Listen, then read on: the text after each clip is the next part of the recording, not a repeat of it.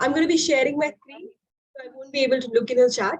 So after each slide, I'm going to ask if you all have any questions. Till then, you can write somewhere if you want to, or you can probably like keep it somewhere in your head. And after I'm done with the slide, I'm going to give you the opportunity to raise your hand. I'm going to also give you the chance to who's going to speak first and second, so that we have some amount of clarity. So don't worry about all of that. I'm going to give you, I'm going to make sure that the session is interactive. So don't worry, okay?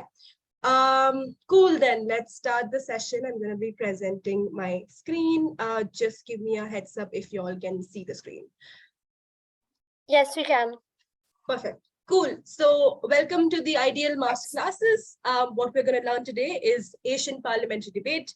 A lot of you all are probably hearing this term. A lot of you all are probably also seeing this particular format for the first time. But don't worry, it's very easy. And you all have been able to like come this far. That means you are you are for sure a good debater. So you shouldn't be scared of this. Cool. Let's start with the presentation. Cool. Okay, so quick brief as to what we learned like yesterday. So Asian Parliamentary, you have two teams going against each other, 1 versus 1, but it is like one particular team has 3 speakers. Both both teams have 3 speakers each. Okay.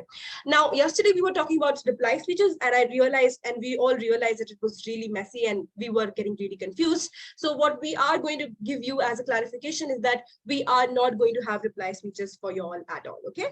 So you have only 1 speech per person. So don't worry, it's only 1 speech per person. Nobody has to speak again. Cool. With that, what was the flow? It was a proposition first speaker, then opposition first speaker, followed by proposition second speaker, followed by opposition second speaker, and then third speaker from proposition and third speaker from opposition. So it's a back and forth game where the proposition goes first, followed by opposition, and so on and so forth, right? If you all want to remember the names, it is PM, DPM, and government whip, and LO, DLO, and opposition whip. You don't really need to worry about that. It's just first, second, third speaker. You just need to know what's your role in the team. I hope you all have also realized the team structure as well by now. I hope you all are talking to each other as well. Cool. Now, what is the speech duration? It is 3 minutes because you're in 4th to 6th standard. So each person gets 3 minutes to speak. And that's pretty much it. You don't need to worry about the 7th and 10th grades, all of that. You just need to worry about 4th to 6th standards. Now, what is oral adjudication is basically after your round is over, you're going to get what is the verdict as to who wins the debate. And you're also going to get as to why a particular team wins the debate. So you would get a particular, like a full-fledged oral adjudication as to what was the nuances of the debate, what you could have done better, and you would get a particular feedback for your speeches as well. So you can always learn at the end of the day. Even if you lose, you would be able to get something like to your home, like as a feedback, and you can become a better debater. Now, POIs, you also know that it's not there for you all, so you also don't need to worry about POIs as well. So just summarizing, 3 speakers in each team. One team goes against the other team. There's proposition and there's opposition. Proposition supports the motion. Opposition goes against the motion. There is no reply speech. Each speaker gets only 3 minutes to speak, and there is no double speeches per person. There is no POI as well. And in the oral adjudication, if you have any questions to the judges, you can ask them as well. Now, after this, if you guys have any questions, please raise your hands with respect to only this particular slide. Are there any questions? Okay, wait, go ahead.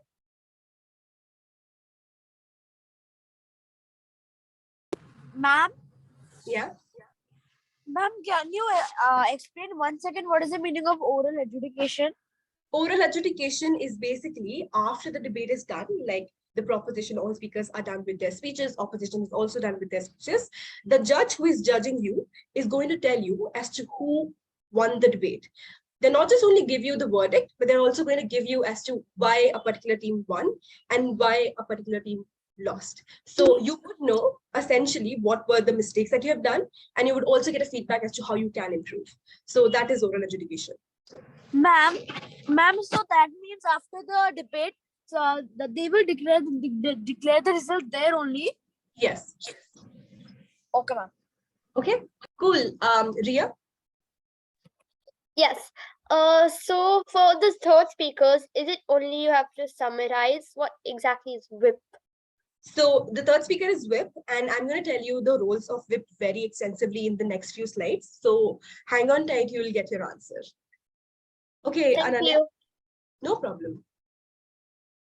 Yes, ma'am. Ma'am, my doubt is that does a team have to does one speaker have to make individual speeches, or does the whole team have to make one long speech?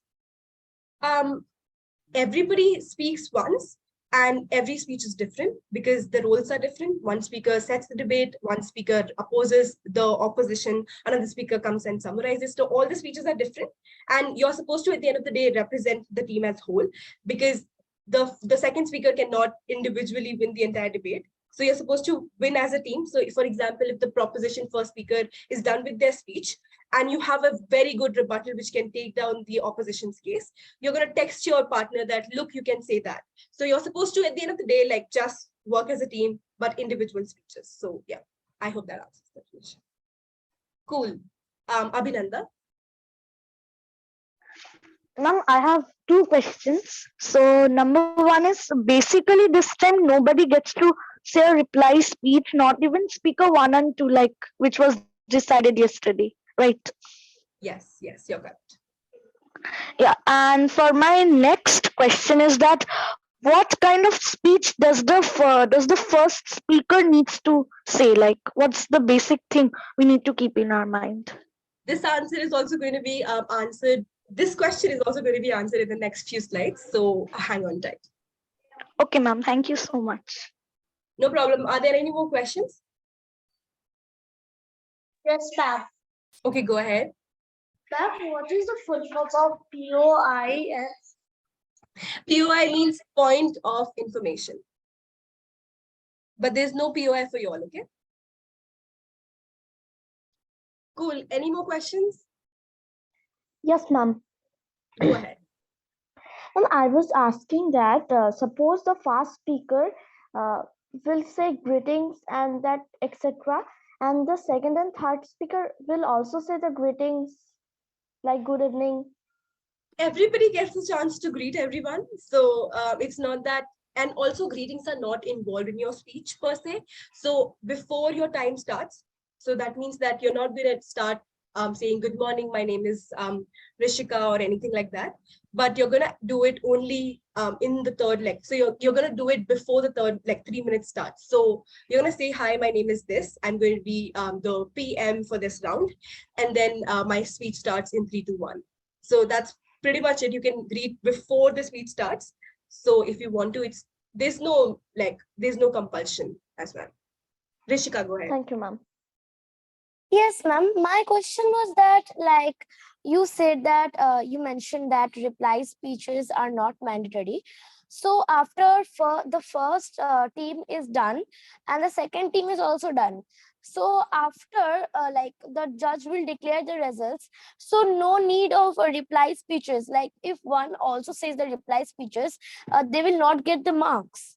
No reply speeches at all. It's not about compulsory at this point. It's no reply speeches at all. So the moderator would not give the floor open for any reply speeches. Okay. Okay, ma'am. Thank you, ma'am. Okay, let's move to the next slide then. Ma'am, I also have a doubt. Okay, go ahead.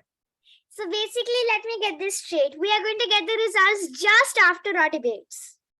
Yeah. Okay, that's going to be exciting. Okay, cool. Let's go to the next slide. Speaker roles, because I think all of you all want your speaker roles. Cool. So remember, PM and LO is the first speakers of both sides. PM is Prime Minister, LO is Leader of Opposition. I hope you all understand. So the first speaker of the respective teams. Now, what is PM and LO is supposed to do is that they're supposed to set the debate and articulate burdens. Can anyone give a guess as to what burdens probably mean?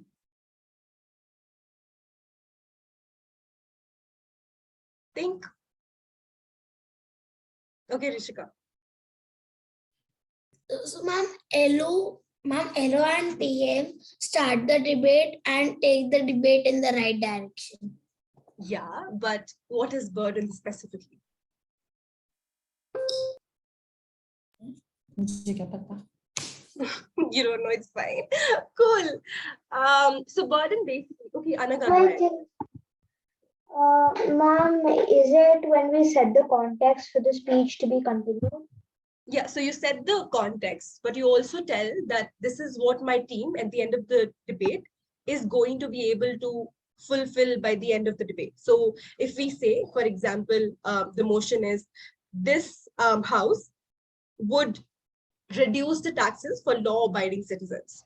So if that is the case, what is the burden that proposition is going to take on themselves? So let's say by the end of the debate, we are going to prove to you that why this can be a very good policy and why there can be more benefits to the world as opposed to harms. So burdens basically means that you're supposed to tell the judge that we are going to convince you with respect to these 3 points, and you would be able to convince that you would be able to be convinced for like voting from our side. Rishika? Yes, ma'am. Ma'am, in like formal terms of debate, each team has the burden of showing errors of fact or logic in the opposition team's case. Yes, that is true. That is also the burden of the speakers.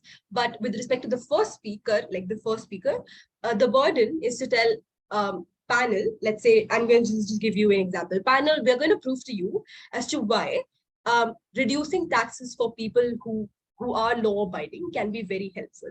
So this is your burden. So that's Thank you. essentially it. Okay.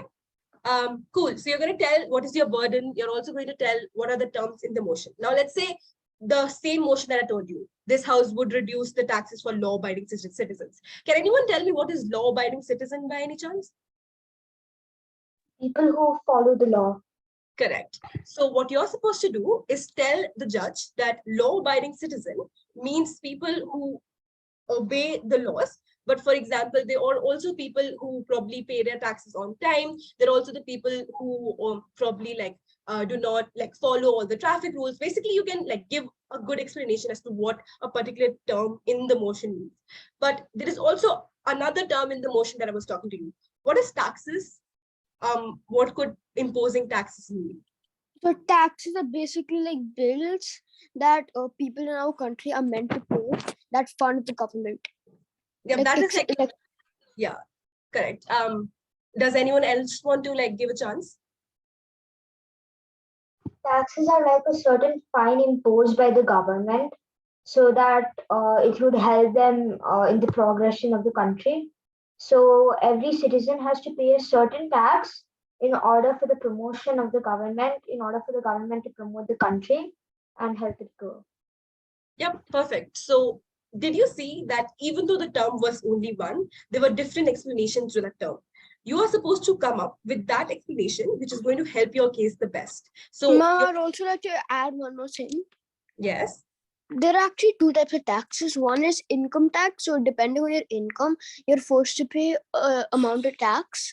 And another type of tax is when you buy something, you actually have tax in it. So you'll have to pay that much. Like Yeah. it's an amount.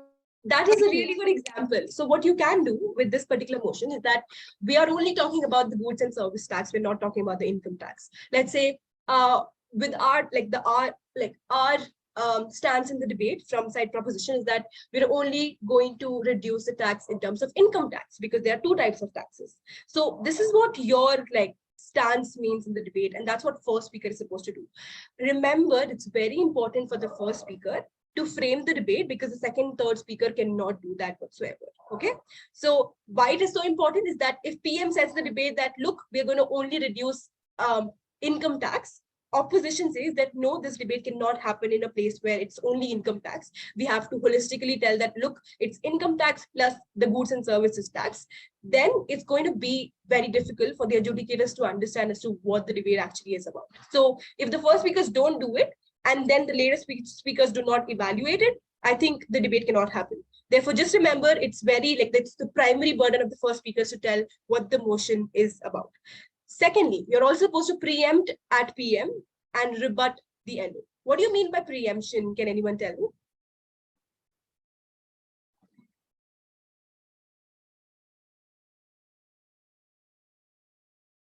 Okay, Ria.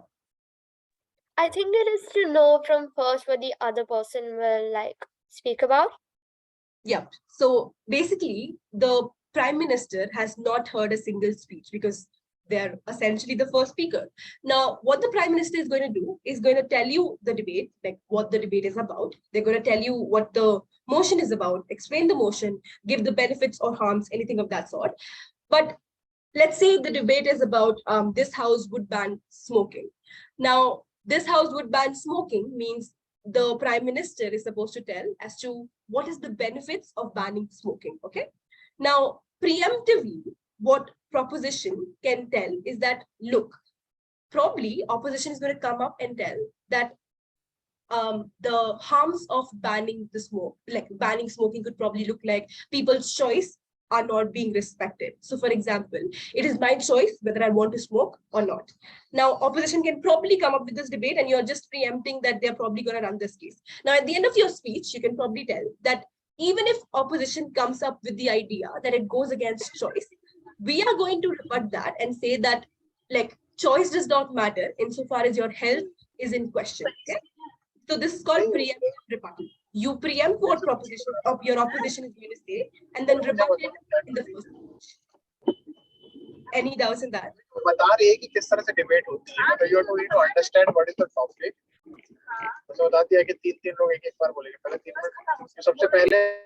Okay. Let's move towards the introduction of arguments then. What is the introduction of arguments? Now, with respect to the same motion that I told you about, this house would ban smoking, you're supposed to tell that we are going to tell you as to why we should ban smoking. Now, we are going to give you 3 arguments for that. Firstly, you should ban smoking because it goes against the whole idea of like a healthy human being, right? And then you can analyze to like why it can probably have bad impacts on the health of an individual. Then secondly, you can tell that why it can probably like increase the amount of efficiency of individuals in their life. So if you smoke, you're probably like too addicted to it, so on and so forth, right? So basically, again, you set the debate, you give the explanation, you preempt what the opposition is going to say and rebut it, and then give your own arguments and analyze it. So benefits, harms, whichever the motion is probably asking for. Now, what DPM or DLO does is extend the case presented by your first speaker and analyze and rebuild. Now, your first speaker has like set up the debate. They have probably like made the first like given the first brick the whole house. Now after that you're supposed to keep building that for one brick that your like the first speaker has given, right? So extend as to what your first speaker did. If your first speaker was telling about like, look, it is beneficial for health if like smoking is banned, you're supposed to probably go ahead and tell that why it is so important to care about health. For example, if you're not a healthy person, you're probably going to die early. If you're not a healthy person, you're supposed to like probably spend more in, let's say, getting your diseases rectified and so on and so forth, right? So you're supposed to extend to the reasoning that your first speaker already gave, but also is supposed to like give more arguments if you have any. So if you can probably give one argument. So let's say you can probably talk about like why, like if smoking is banned, we're probably also going to stop the idea of like, you know, like child labor, because essentially a lot of like child labor started working in these BD shops and so on and so forth, right? So this is also a new argument, but it supports your stance. Therefore, it is going to be extension from your side. Now, the second speaker is also supposed to do one like very important. Okay, so they're supposed to also rebut the other side, because now DPM has listened to leader of opposition, right? So DPM has listened to the first speaker of opposition. They know what their case is. Now they're supposed to rebut. So they can say that, look, opposition said this, but we think this is the right thing. You can do it multiple ways. I'm going to tell you later as to how you can rebut the argument, but essentially you're supposed to disprove what your opposition is saying. You're supposed to also tell that why your arguments matter more than theirs. DPM can also be comparative. So DPM can also say that, look, why our benefits holistically are better than the harms of opposition and stuff like that.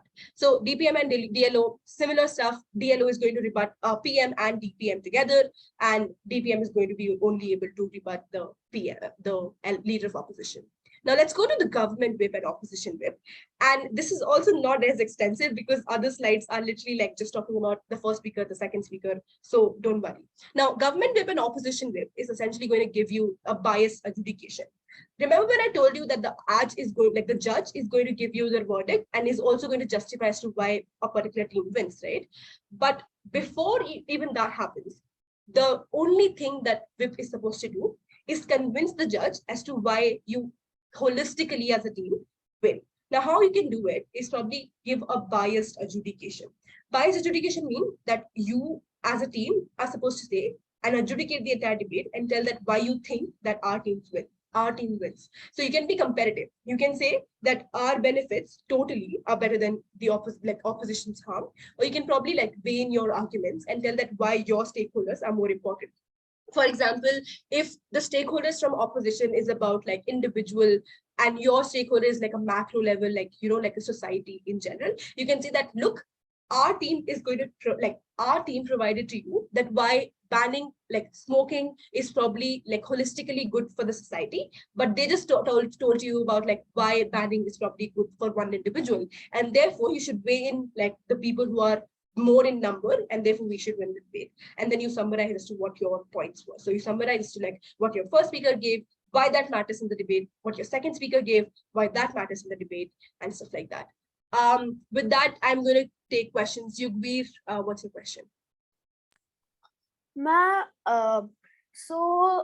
mean, the first speaker will so basically the last speaker, the job of the last speaker is that he'll say an argument that is based on the first and second speaker's arguments. You can do that, but I think the primary, if that argument seems new and that becomes the, let's say, the criteria of judges. So a lot of times judges do not credit new arguments coming up from the whip. So what you're supposed to do is that you just have to evaluate the arguments which are already being presented by the first and second speaker. So you just have to give as to why your arguments matter more than what your opponents have told, okay? Ma'am, so can we do like this? Suppose I am the whip of the team, suppose, okay? And the first speaker says that smoking is bad because it gives health issues. So I'll say, as my team member said, smoking is banned because health issues happen like this and this. Yes. And then you're not just supposed to say what your first speaker told, but you're also supposed to incorporate what your opponents have told. For example, if your first speaker told about health and the opponents responded to that, oh, health is not that a big of a deal, and there's not much of an impact on health, you're supposed to also discredit that claim. Say, for example, you can say that, oh, opposition said that there's no harm on health, but they never proved to you as to how there is no harm on the health. So you can call out your opposition and tell why your argument was better than the opponent. So you can say that we prove to you that health has, there are impacts on health because we gave you analysis, we gave you reasonings, we gave you examples of diseases that actually happen, and stuff like that. And then opponents never proved their argument, and therefore we should win that particular clash. Okay, ma'am. Okay. Thank you. Rishan?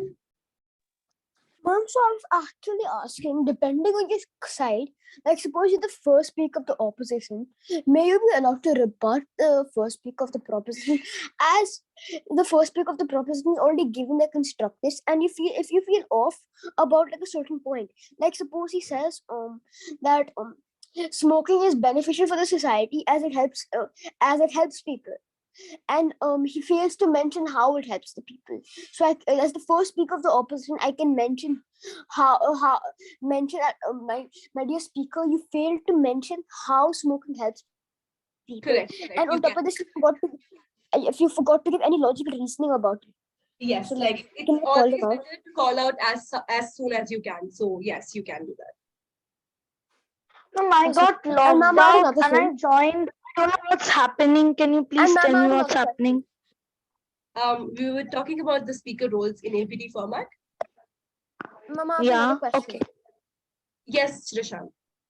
Ma'am, my second question is, if I'm the third speaker, so if I have a limited amount of time, is it really that mandatory that I have to rebut most of the points given by my opposition, or can I just conclude my arguments and give one rebuttal and end my case?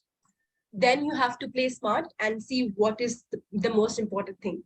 A lot of times, let's say you're government whip, and a lot of new arguments or something very strong came from the second speaker of opposition.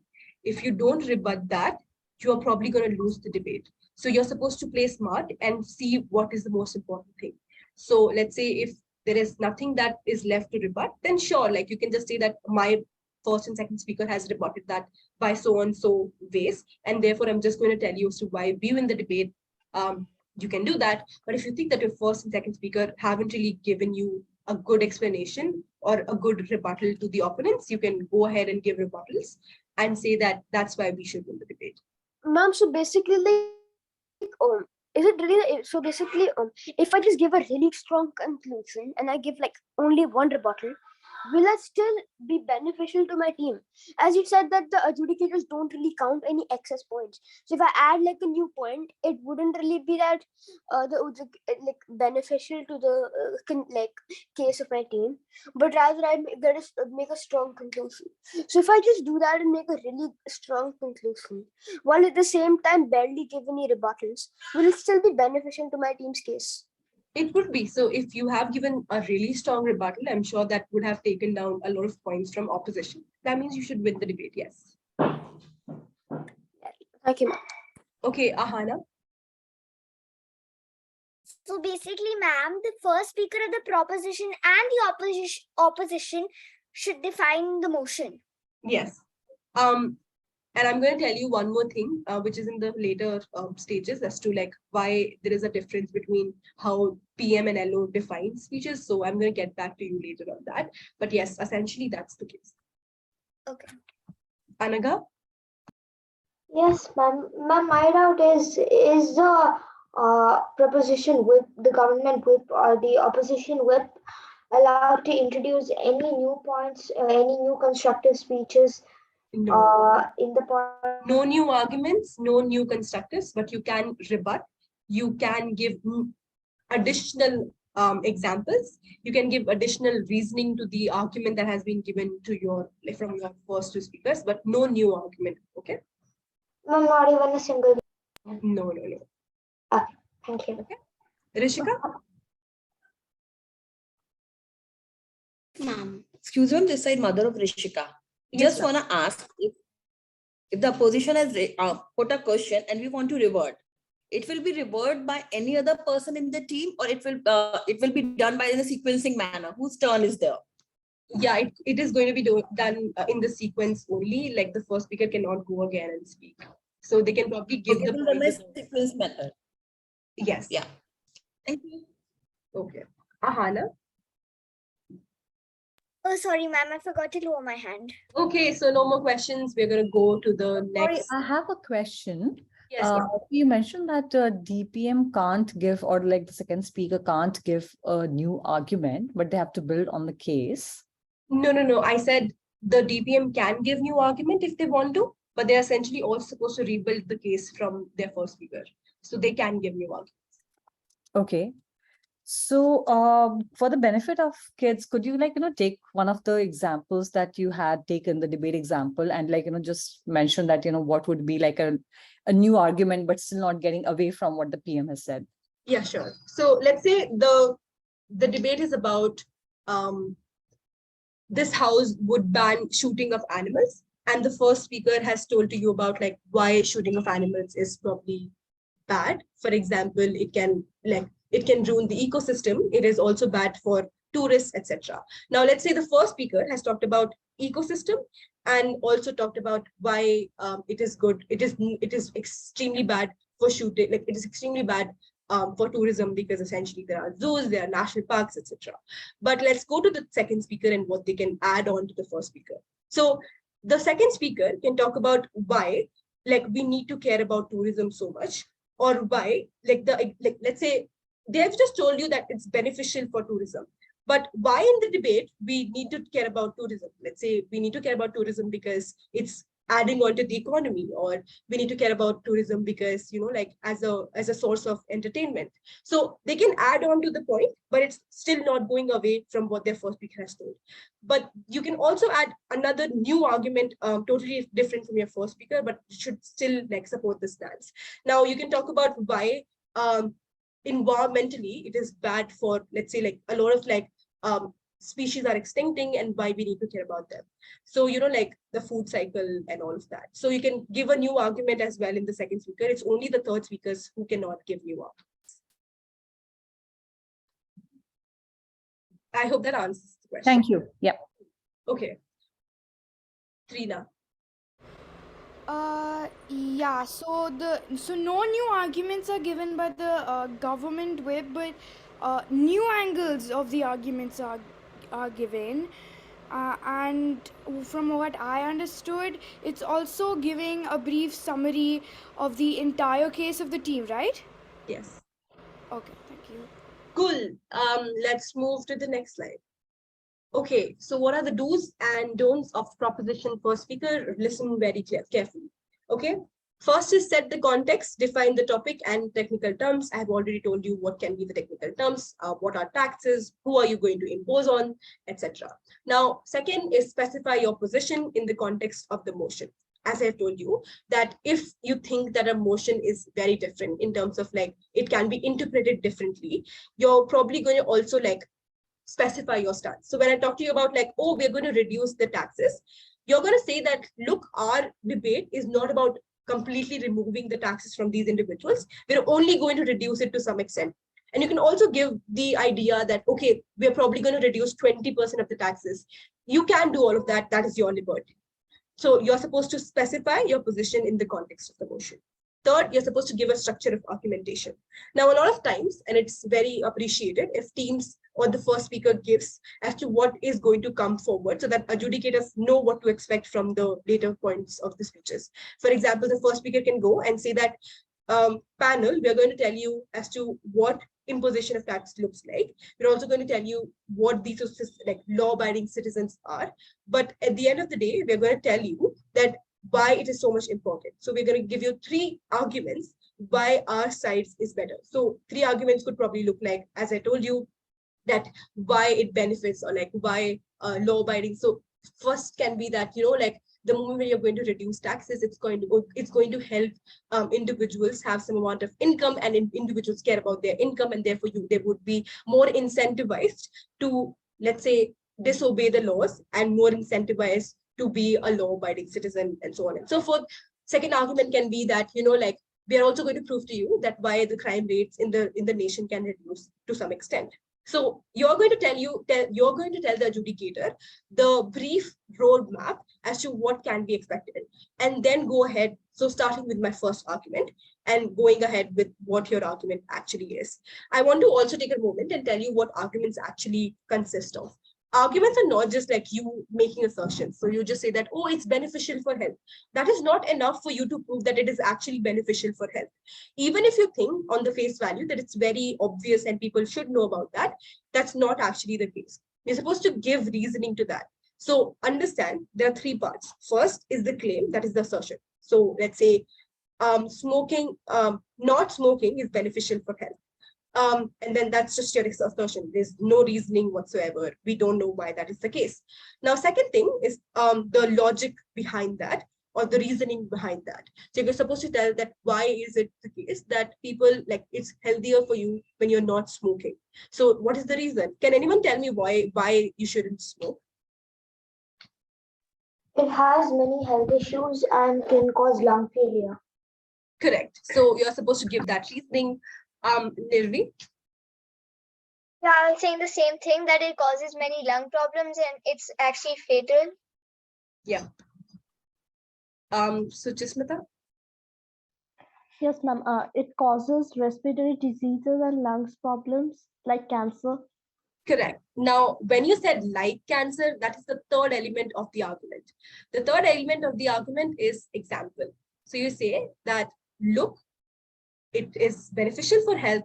Why is it beneficial? And then you give examples. For example, there was this one, like, for example, it gives rise to so-and-so diseases, cancer, asthma, etc. Okay. So these are the examples. Now, examples are the least important thing in the debate, but you can give them so that it enhances that, oh, you have some amount of knowledge. Okay.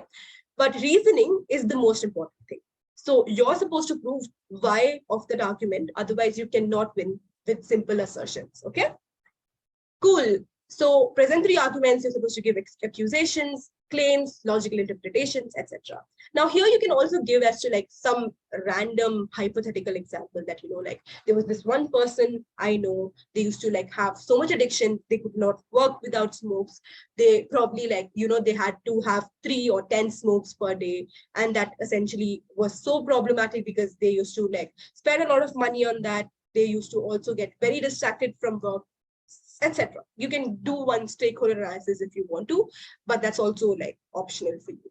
Now, what you're not supposed to do is unreasonably define the motion, as in like just saying that, oh, this debate happens in a particular geographical area.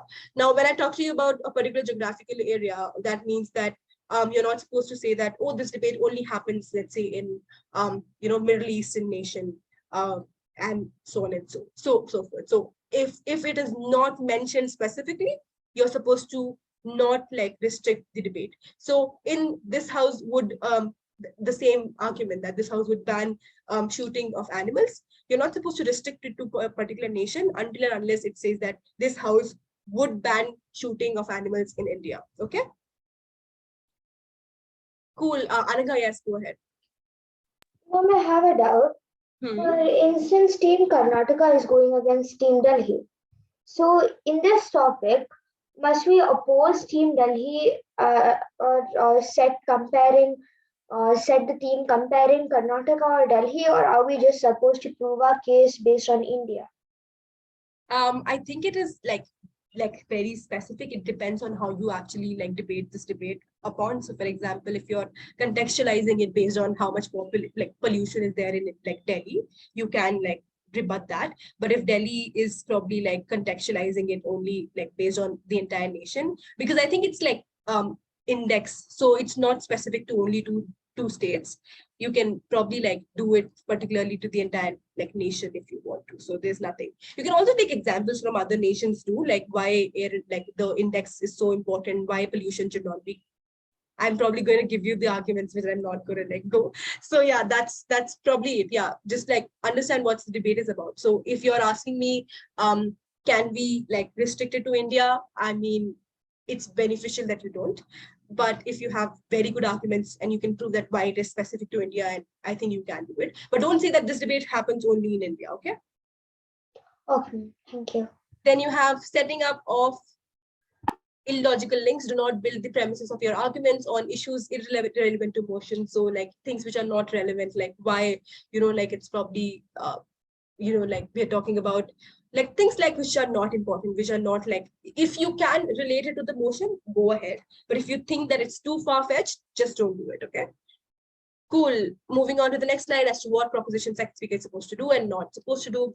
Second speaker is supposed to characterize the clash, specify the contested areas between both teams. Now, a lot of times, and it happens very often, is that proposition and opposition are probably going to like debate the same thing, but differently. So for example, if proposition says that, like it's, for example, it's about alcohol and like why alcohol should be banned. I think proposition can come up and say that, oh, alcohol is bad for health. But opposition can also say that why alcohol in limited amount can be very beneficial. Now, if that is the case, the one clash between proposition and opposition is that, look, we're talking about health.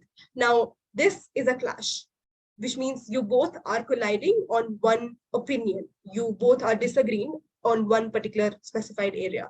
Now, you're supposed to identify what that area is, but also are supposed to tell that why you win on that area. So if they're saying that, look, health, it can be beneficial for health if you're like consuming it in a limited amount, you can rebut that argument by saying that, look, a lot of times people don't have the conscience as to what is the limited amount actually is, or people don't essentially, or people get like addicted so much that they don't like, they just go over that limited amount and then just they just like consume more, and therefore it's bad for your health, liver, etc. So you were contesting on the same argument, you collided on their reasoning, and therefore you won that argument. So understand what is clash, and then you're supposed to like divert that clash to your side and then see why health is better in your side of the house. I think I've already told you why like you're supposed to rebut the opponent's side. Now, when you understand like, but okay, let's say if I am opposition and you all are the proposition, I give you 5 arguments.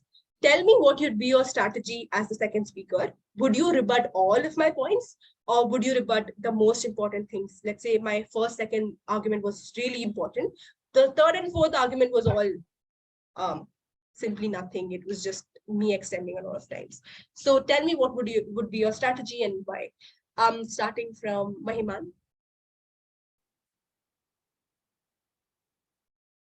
Mahiman, I'm sorry if I'm butchering the name. Yes, yeah, I would rebut the most important, because the most important are the base of the argument, and the other ones are little, and they don't matter that much. Correct. Yes. So that's what you would do. If anyone else has a different reasoning, you can go ahead. But I think, okay, Ananya. Okay, no, but okay, Ria.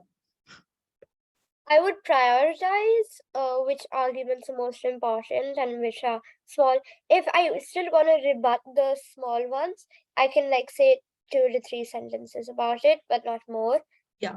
But like focus on the important points. Yeah, so you would basically prioritize it, like the most important things, and then if you think you still have like 1 minute left, you can probably like go over the other arguments and say why you still win the debate. Perfect. You all know what to do, what not to do. Then going ahead with the present at least one argument in. So understand, if like it's only, if it is going to be only one person or the first speaker from both sides giving new arguments, it's going to be very boring, because then like nothing new has been added. So like the second speaker is supposed to at least add one argument. Now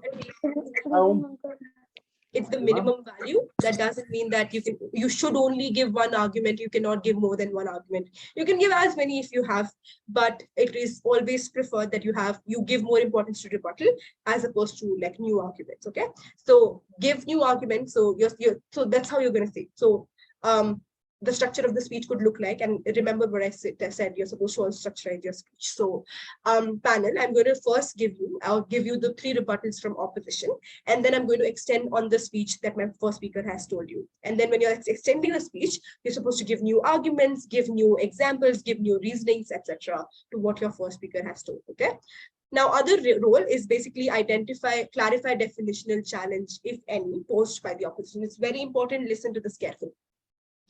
Let's say proposition in the speech says that, we are going to, the debate is shooting of animal. And tell me what shooting actually means. There are 2 meanings to shooting.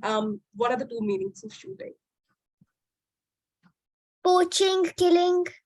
Okay, the second First meaning is poaching or killing. The second meaning could be using cameras to take pictures.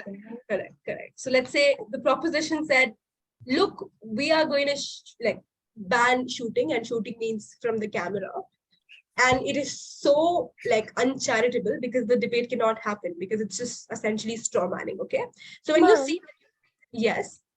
But wouldn't something like this be clarified? So like when you're actually the first speaker, wouldn't they have to actually clarify this? So like when you're introducing your speech, wouldn't they clarify that the shooting in the motion at hand is not they put this blah blah blah, it is a different type of shooting? So wouldn't this be clarified? Correct. It would be, but a lot of competitions don't clarify it. So a lot of times it's just up to the debates, like the debaters to define the motion as they want to. And that's also against the entire rule. So the rule is that you're not supposed to straw man, you're not supposed to give a definition which is uncharitable. So if you think that if you're going to debate on a particular definition and it's uncharitable and the debate cannot happen and the opposition cannot come up with an argument, that's probably is not going to be considered as a good definition. Okay, so let's say, and that's a very bad example, I know, but that's how it's going to be. So let's say proposition says that shooting means shooting with camera. Now, opposition does not agree to that definition. That doesn't mean that the world is ending. So opposition for first speaker can also go ahead and give the definition to what shooting actually means. So they can say, panel, we don't think that the definition for proposition is charitable, and we think that we would like to give a counter definition, and our definition is going to look like shooting means shooting by a gun or taking a particular a weapon and stuff like that. So you you gave a counter definition. Now there are two definitions, and the judges don't know what to buy and what not to buy. Now the second speaker can go ahead and tell that why their definition is more important. So they are going to like clarify the definition. Now this can be done by both the speakers and say that why their definition is more important. But essentially, like if by the end of the debate it's still very like messy as to which definition they should buy, I think the third speaker, that is the whip, can go ahead and tell why their definition matters more than the opponent's. So, and then you're going to give the merits of the definition, stuff like that. Okay, Rishika, what is your doubt? Yes, ma'am. I was asking that if like two opposition propositions are doing the debate, and the opposition, like the proposition says that, like the, as you already mentioned, that shooting is like recording with the camera, and the opposition says that the shooting means like practicing with gun to shoot. But if the actual meaning is like shooting of camera, so we can like don't we can never understand like who is the like a winner and who is the perfect one. We can only understand when the sentence is like related to it. Specifically to shooting, I don't think the debate can happen when it is with respect to camera, because I cannot think of an argument against why like someone would say that, you know, you shouldn't like click pictures of like animals, you know. So you know essentially that you're going in the wrong direction if you think that like it cannot, like the debate cannot happen, right? So that is the case. But I think like it's like it is not going to happen in this context specifically. I think it's probably going to help in context where like when I said that, you know, proposition says that the tax is going to look like income tax, and opposition says that no, the tax is going to look like both income tax and like the GST. And then you're supposed to like say that why our definition matters more or less. Okay, that's Yes, pretty much it with the second speaker. Let's move to the third speaker. Now third speaker is supposed to summarize everything, summarize what your team has presented. So you can start with like panel, we have given you 3 arguments, and to those 3 arguments, the only argument which has been responded by opposition is, let's say, by the second argument. And I'm going to tell you as to why the second argument still stands even though opposition tried to rebut it. And then you're supposed to say that why your opponent's rebuttal does not matter, and why like that rebuttal did not have as much amount of like the merit. But also you can give a counter rebuttal to the rebuttal that proposition probably gave you. So let's say defend your team, rebut all the principal arguments that came from your opposition. So so understand, okay, first summarize what your positive material is, and then go ahead with the negative material and go ahead with like telling that like why the arguments that opposition gave to you does not stand. Okay, so defend your team as well. Now also understand what are prioritizing issues of the team. Now remember when I told you that there are clashes, a lot of times debates happen when there are more than one clashes. So teams are clashing on several things, like let's say that they're clashing on like development argument, they're clashing on the argument on sustainability. So all of these are like different arguments. Now you're supposed to say that we are going to tell you as to like why we win these issues. So firstly, why we win the argument of development, and then give the explanation to that. Secondly, why we win the argument of sustainability, for example. So these are the clashes where both of you have different opinions, and whip is essentially supposed to clean the debate because it becomes very messy. Both of you are speaking differently, both are like contesting 2 different things. So whip is supposed to clean that, like clean that entire messy debate, and it's supposed to say why at the end of the day you win that particular clash, even though you were colliding on that particular like reasoning, for example. Next is supposed to be the conclusion as to how your team did better. I think I've already told you. The third speaker's job is very interesting. You should be able, so even if you're even if the judge is a bald person, you should be able to sell a comb to that person. So you're supposed to convince him as much as possible. And that's what you're supposed to do. But again, what I've told you. Yes. Ma'am, so I have a doubt. So Mhm. basically, the first speaker will speak 1 or 2 arguments, okay? Then the second speaker will expand the case. Now, what the first argument speaker said, and then he or she will give 1 or 2 new arguments. Then the third speaker, listening to all these speakers who went, then he will then he or she will tell his rebuttals. No, His rebuttals? I mean his or her rebuttals. I mean, 2 things. First, they are going to say that, okay, look, I'm going to take your example. Let's say the example is the first speaker in their particular team went and gave two arguments. The second speaker gives one argument.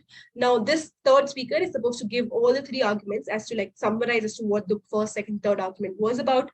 And then let's say the opponents gave four arguments. Now this the third speaker is supposed to give the rebuttals to the most important arguments that were presented by opposition, and then identify the clash and then tell why they win the debate. I hope that answers the question. Okay, thanks. And so, ma'am, the third speaker should avoid making new arguments. Yes, no new arguments. Prioritize rebuttals, prioritize summarizing, prioritize defending your team as opposed to anything else. Okay. Okay, ma'am. Thank you, ma'am. Cool. Let's move towards the opposition then. It's essentially similar. It's just going to be that, okay, what is the first major clash?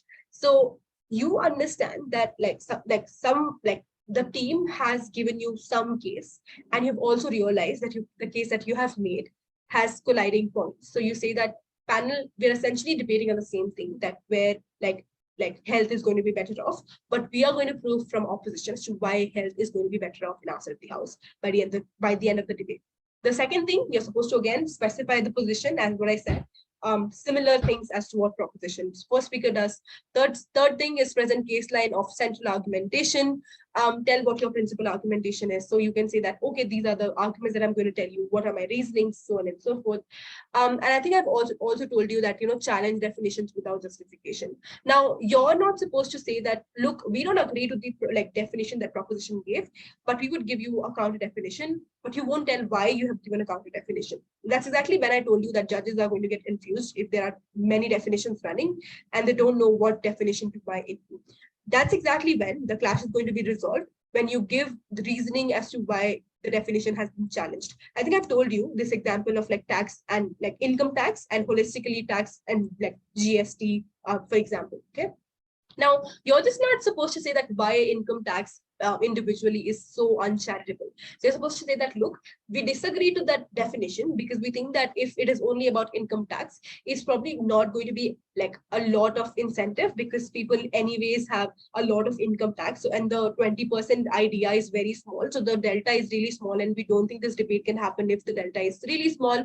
So we're going to assume that this tax is also on goods, so that people are more incentivized because people engage more with goods as opposed to income, for example. So this is the reasoning that you gave as to why your definition is more important or why the opponent's definition did not make sense to you. You cannot just simply say that, we don't agree to that definition, our definition is this, and therefore by that definition. That doesn't make sense. Okay. Cool. That's particularly with respect to the first speaker from opposition. Going on to the second speaker of opposition. The second speaker is also supposed to do the exact same thing as the second speaker did. The only addition to that is going to be that the second speaker from opposition. Now, this is the question. The second speaker from opposition has heard how many speeches from opponents? One. Any other answers? Two. Any other answers? Two. Okay, how many? Two. Three. This one. Okay, yeah. So it's two. And how many speakers has the second speaker from proposition heard? Ma'am, I have a doubt. Yes. Ma'am, you asked how many speeches the opposition speaker has It's heard. three. Yes. Yes. Okay, ma'am. The opposition second speaker has heard from the opponents, not from their own team. Sorry, ma'am, I got confused. Yeah. So it's I have a question. yes. The speeches technically are three. Yeah, it's technically three, but opponents only two. Two. Yes, ma'am. Now, what if there's a conclusion where two words are similar? So, like homophones. So, how can we understand the difference of the homophones? I didn't understand that question. Like, as you already mentioned that, we can take an example like shooting of animals is not allowed. So, shooting of animals in a zoo, there's a board like shooting of animals is not allowed. So, how can one understand that a recording or shooting with gun? I think the way how it you have to be reasonable sometimes, and you have to like use your brain as to like what would be prohibited and what not. So like nobody really says. So if they would say that shooting is prohibited, they would probably have a sign of like a camera if they don't want you to click pictures. So probably that. But yeah, so I was coming to the point that proposition second speaker has only heard one speech from opposition, and opposition second speaker has heard two speeches from opposition. The reason why it matters is that opposition second speaker can rebut two speeches, and proposition second speaker can rebut only one speech. So you're essentially supposed to, and again a question, what speeches are opposition second speaker supposed to rebut?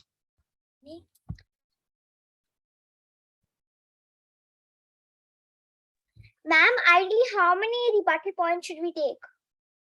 As many as you want, but prioritize the most important rebuttal points. Okay. Okay. Yugvi.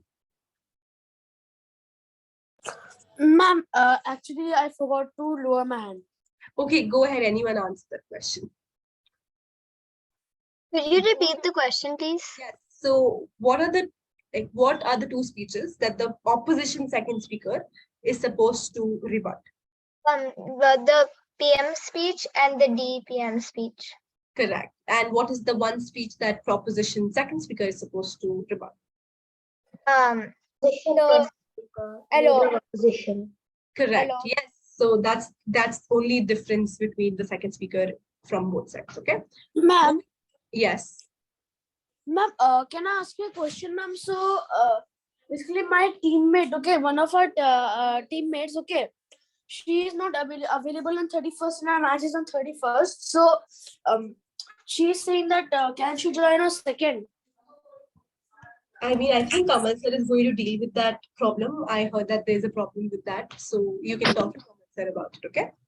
Okay, okay. Cool. Going on to the third speaker from opposition, exactly the same, just that there's going to be just one more speech that they have heard. So they can also respond to the proposition whip. Other than that, it's all similar. And I think there's one difference that is there. And that difference also makes sense, okay? So proposition third speaker can probably give new angle to the debate if they want to. Like if like it is extremely important and it's a new rebuttal which has not been presented by far, but opposition whip cannot give it whatsoever. They cannot give a new angle. They cannot give a new like rebuttal which is extremely new. They can only add, like they can only summarize, they can only defend, and they can only prioritize their issues. Can anyone tell me why it's very strict with opposition whip but not as strict for proposition whip? Because they probably won't have time to contradict another one in the end. Okay, Nirvi. It's the end of the whole debate, so you can't start any new arguments at the end.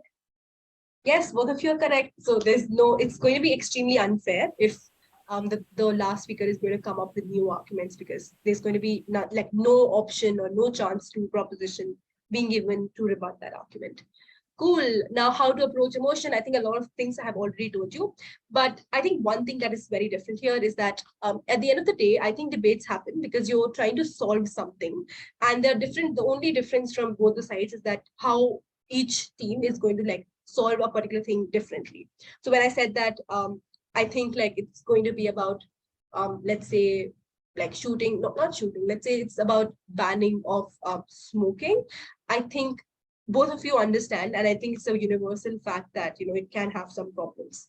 But I think what opposition can come up with is that, look, I think banning is problematic, but I think what we can do is that, you know, even if you're going to ban smoking and like you're going to ban cigarettes, etc., and etc., people are still going to be able to like have them by, let's say, black market, for example. Okay, so the end goal is probably to stop people from smoking.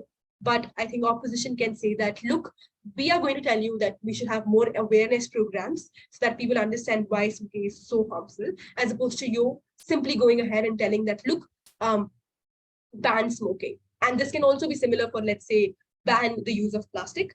So people are not going to stop using plastic until and unless you aware them about why plastic is bad. So both of them are probably solving the same problem, but they're just trying to like have different modes of solving that problem. So understand, debates are all about problem and you trying to come up with a solution. The one team which is able to convince the entire like world as to like why their solution is better wins the debate. But I want you all to tell me as to what is a stakeholder. Do you all know what stakeholders are? The people who are impacted by something or this very argument. Correct. So stakeholders, I'm going to give you an example. Let's say it's about like this house would ban the use of plastic. Now tell me, who are the people who can be impacted by banning of plastic?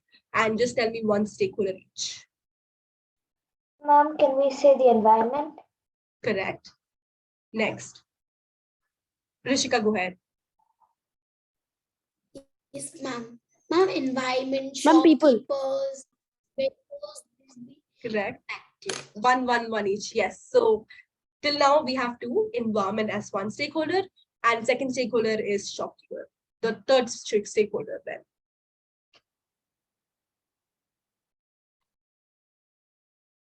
Ma'am, I'm from Team Delhi, and sir said we needed to go to the breakout room 13. Oh yes. Did they ask you to like join right now? Yes, ma'am, after the post session, ma'am. Okay, cool. You can join it after that. Okay.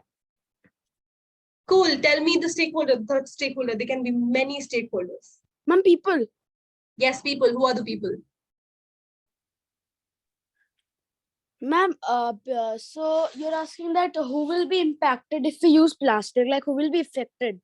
Yes. So the people who are the consumers of plastic? Ma'am, no, ma'am, normal people, ma'am. Why normal people are the stakeholders? Ma'am, because, for example, some people burn plastic, so the plastic might affect the air and it would cause a lot of pollution and a lot of mixture of carbon dioxide and carbon monoxide in the air also. So isn't it like environment being the stakeholder? Yes, ma'am. Yes, ma'am. And also some people also, because the people also are being affected because they are only the like cause of this thing. So yes. Ananya, do you have another stakeholder? Yes, producers of plastic bags. Correct. So like the retailers, the shopkeepers, everyone. Yes, correct. Yes, Rishika, go ahead. Ma'am, which Rishika, me or the another Rishika Das? Oh, you have, okay. Oh my God. Okay, you can go ahead. Yes. Ma'am, it will be businessmen. Yeah. So you're taking both sides. You can be like, oh, the people who sell it, the people who consume it, and generally people. Yes, I think Mahiman.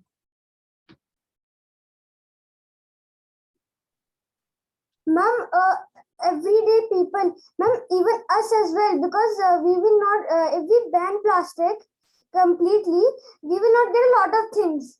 We will not get computers, we will not get phones, we will not get laptops, because all of those things, outer layers are made of plastic. So we should reduce it until we find an actual solution to the problem, an actual other material that we can use instead of plastic. Then we should ban it completely. Until then, we should reduce it. Yes. So what you said is exactly opposition's case, that we understand that the plastic is a problem, but we would come up with a better solution, that is like reduce it right now and then come up with a solution as to like probably like jute or like probably like the things which are like very beneficial for the environment. Yes, Anaga? Yes, ma'am, can we also say animals and people?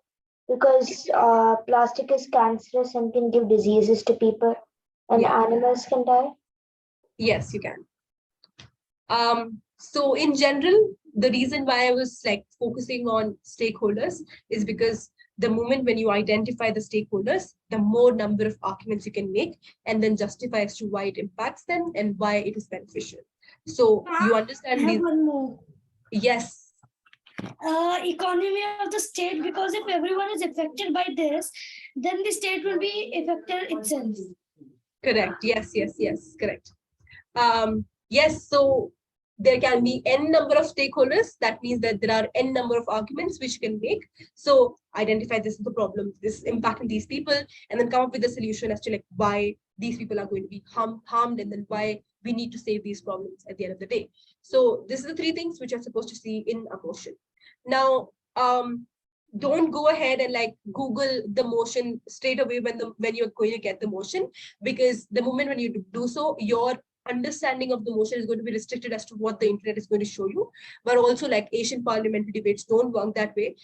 Statistics are given less importance. Your reasoning is given more importance. So you can probably research for the reasonings, but you cannot go ahead and like research for like just arguments and just run through a particular article from website by and then just read up that. I think most adjudicators are going to know that you are literally reading from the internet. So don't do that. They're probably going to reduce your marks if you do so. So you have a practice motion right now. This is called "This House Opposes Slum Tourism." And can anyone tell me what is slum tourism before we move into the debate? Like a little bit. Ma'am, people who visit poorer tourist destinations, like poorer places. Yes, simply that. Cool. I want, like, let's just take 3 Ma'am? people. Okay, yes. Could team Karnataka and Delhi join the room? I think you can, yes. Thank you, ma'am. No problem.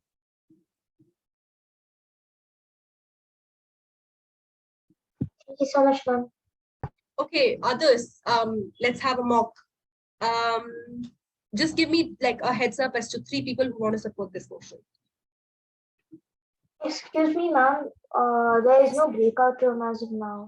That means that it's not supposed to start right now. You have to like end the entire session and then I think they're going to call you in the breakout. Tell me who wants to support the motion quickly. Sorry to interrupt. I'm going to Yes. pause.